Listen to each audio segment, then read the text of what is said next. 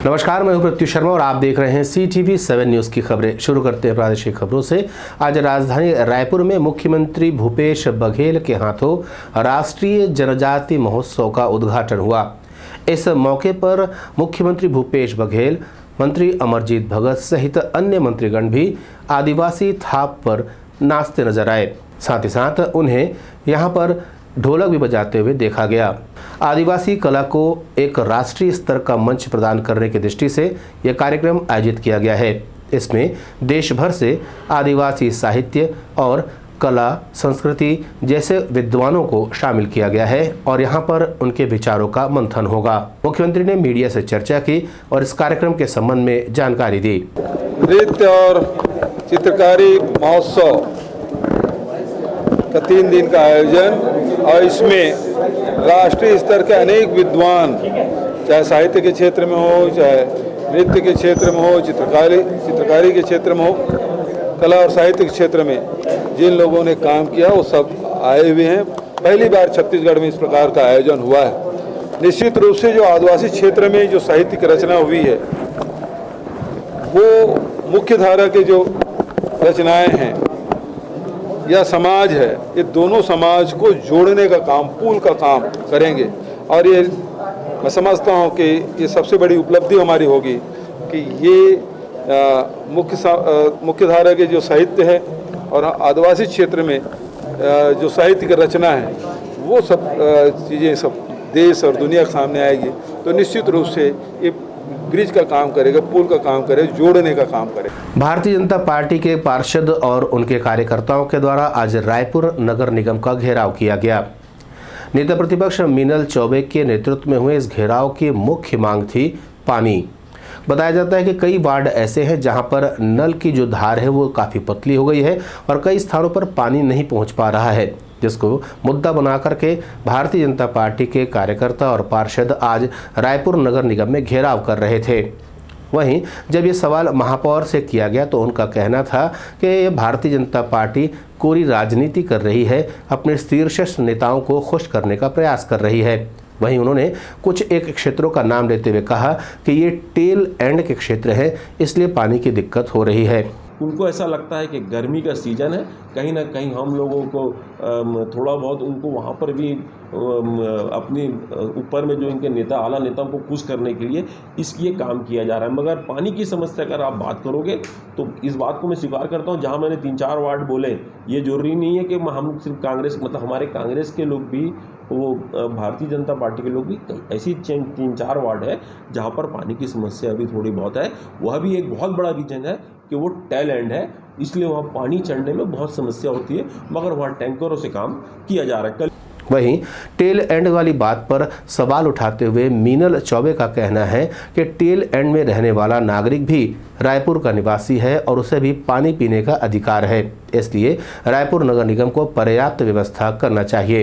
उन्होंने अपने मांगों को लेकर के CTV7 से चर्चा की।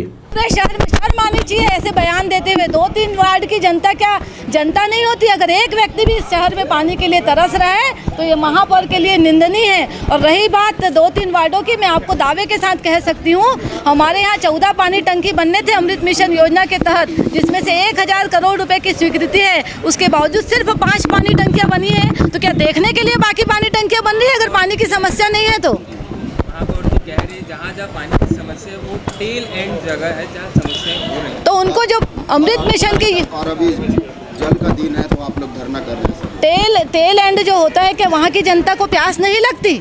ये कैसा प्रश्न महापौर जी करते हैं कि टेल एंड है? जनता जनता होती है, इंसान इंसान होता है, वो कहीं भी रहेगा उसको पानी पिलाना। टेल एंड में आते कैसे हैं लोग रहने? नगर निगम नक्शा पास करके देती है, नगर निगम स्वीकृति देती है, तब वहाँ लोग मकान बनाते हैं और वहाँ रहने जाते हैं। तो या महापौर लिख के दे दे कि हम शहर के आउटर के एरिया में हम पानी सप्लाई नहीं करेंगे, वहाँ की जनता प्यासी मर जाए। टिकरापारा थाना में ऑनलाइन लोन के बाद में वसूली के मामले को लेकर के एक शिकायत दर्ज कराई गई है, जिसके बाद 2 आरोपियों को दिल्ली के द्वारिका से गिरफ्तार करके राजधानी रायपुर लाया गया है। मिली जानकारी के अनुसार एक महिला द्वारा ऑनलाइन लोन लिया गया था, जिसे उसने पटा दिया, लेकिन बावजूद इसके उससे लगातार वसूली की जाती रही और उसको ये तक धमकी दी गई कि उसकी फ़ोटो को अश्लील रूप में प्रस्तुत किया जाएगा। 3,20,000 रुपये जब वसूले जा चुके तब महिला ने जाकर के इसके थाने में रिपोर्ट दर्ज कराई है और वहां से फिर पुलिस ने राहुल सहित एक अन्य व्यक्ति को गिरफ्तार कर राजधानी रायपुर आज लेकर पहुंची है। उनके पास से कंप्यूटर और फ़ोन भी बरामद किए गए हैं। बताया जाता है ये वहां पर कॉल सेंटर का काम करते थे। वैसे मूलतः काम इनका ऑनलाइन लोन देना करके फिर इसी तरीके की वसूली और ब्लैकमेलिंग का ही इनका काम था। भाटा गांव निवासी प्रार्थिया के द्वारा टिकरापारा थाने में अपराध पंजीबद्ध कराया गया था कि उसने ऑनलाइन लोन ऐप के माध्यम से लगभग 50-55 हज़ार रुपये का लोन लिया था और 55 हज़ार रुपये लोन की किस्त ऑनलाइन पटाने के बाद भी उसको अलग अलग नंबरों से उसके और उसके रिश्तेदारों के नंबर पे कॉल आता था। उसको धमकी भी दी जाती थी, उसका गलत फ़ोटो को एडिट करके अपलोड करने के नाम से और अलग अलग ढंग से उसको धमकी दी जाती थी। पीड़िता ने परेशान होकर इसमें टिकरापारा थाने में अपराध पंजीबद्ध कराया। पीड़िता से लगभग 3,20,000 रुपये की इस तरीके से ठगी कर ली गई थी। इसमें टिकरापारा थाने में अपराध पंजीबद्ध किया गया और इसमें एंटी क्राइम और साइबर यूनिट की टीम लगी हुई थी और इसको अलग अलग जिन नंबरों से कॉल आता था उन नंबरों के टेक्निकल एनालिसिस के आधार पर इसमें एक टीम यहाँ से एंटी क्राइम और साइबर यूनिट की टीम दिल्ली के लिए रवाना की गई थी। वहाँ इनको द्वारिका के आसपास में कॉल सेंटर के रूप में संचालित होने की जानकारी मिली और वहाँ पे हमारी टीम ने लगभग 4-5 दिन तक रेकी करने के बाद में एक जो संदिग्ध कॉल सेंटर था वहाँ पे दबिश दिया। वहाँ पे ये पाया कि 2 लड़के थे, जो एक था कुंदन सिंह और एक राहुल बड़वाल, ये क्रमशः उत्तराखंड और हिमाचल प्रदेश के रहने वाले हैं। ये वहाँ रह के कॉल सेंटर के रूप में काम करते थे, फर्जी कॉल सेंटर, और अलग अलग ऐप के माध्यम से लोगों से लोन दिलाने के नाम से ठगी करते थे। लोहारडी और इसके आसपास के क्षेत्र टापू के रूप में तब्दील हो जाते थे बरसात के दिनों में, लेकिन अब यहाँ पर ये परिस्थितियाँ नहीं रहेंगी क्योंकि यहाँ पर काम शुरू हुआ है बंजारी पुल का, जिसकी लागत 3,19,00,000 रुपये बताई जा रही है। लगभग 20 साल लंबे इंतजार के बाद लोहारडी और आसपास के गांव वालों की तकलीफें दूर होने को है। विधायक एवं संसदीय सचिव विनोद सेवनलाल चंद्राकर के हाथों बंजारी पुल निर्माण कार्य की शुरुआत हुई है।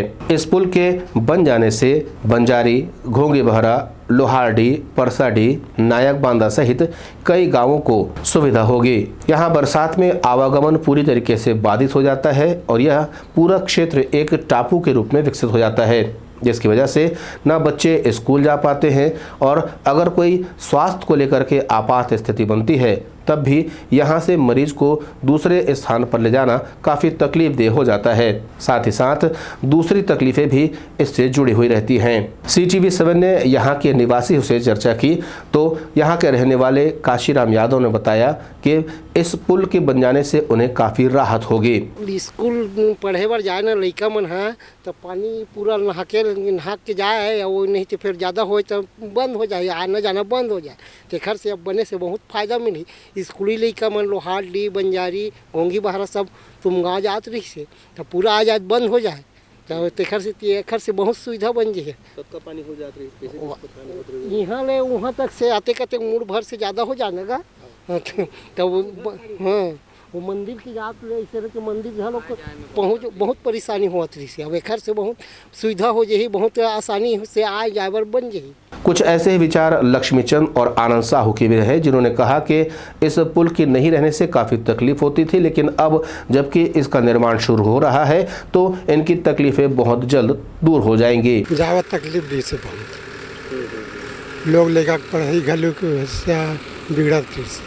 अब का सुविधा है कि ये सीधा उड़ीसा तक की मार्ग है। इसमें जैसे वो कहाँ बाग बहरा है, खल्लारी है, तो भीम खोज है, ये पूरा मार्ग बन ही है। हम आपको बता दें कि लोहारडी, बंजारी, नायक बांदा सहित अन्य आसपास के क्षेत्रों में विधायक द्वारा कई विकास कार्य कराए गए हैं। विधायक विनोद सेवनलाल चंद्राकर ने CTV 7 से चर्चा करते हुए बताया कि इस बंजारी पुल के लिए मांग लंबे समय से की जा रही थी, लेकिन पूर्व की सरकारों ने इस ओर कोई ध्यान नहीं दिया। वहीं भूपेश बघेल की सरकार ने यहाँ के नागरिकों की तकलीफों को समझते हुए तत्काल इसके बजट को अलॉट किया है और अब निर्माण यहाँ पर तेज गति से प्रारंभ हुआ है। आज बहुत प्रतीक्षित मांग थी। हम पिछले 20 साल से सुनते आ रहे थे कि इनकी जो मांग थी, एक बंजारे में पुल निर्माण होना चाहिए, जिसमें हमने माननीय मुख्यमंत्री महोदय को आग्रह किया और उसमें बजट में स्वीकृति मिली। आज उसका शुभारंभ होने जा रहा है। मैं सबसे पहले तो माननीय मुख्यमंत्री भूपेश बघेल जी को धन्यवाद देता हूं कि हमारी मांगों को आपने सुना और मांगों की पूर्ति किया, जिससे यहाँ के जो लोहारडी पंचायत वैसे कहा जाए तो बहुत सारे आश्रित ग्रामों में बटा है। यहाँ 7 आश्रित ग्राम हैं, जो एक टापू टाइप गांव हो जाता था। यहाँ एकदम हमारे विधानसभा का अलग से गांव हो जाता था, तो आने जाने में बहुत समस्या होती थी, या आश्रित ग्रामों में जाने में बहुत समस्या होती थी। अब इसके बन जाने से मान के चलो तुम गाँव से डायरेक्ट हम लोग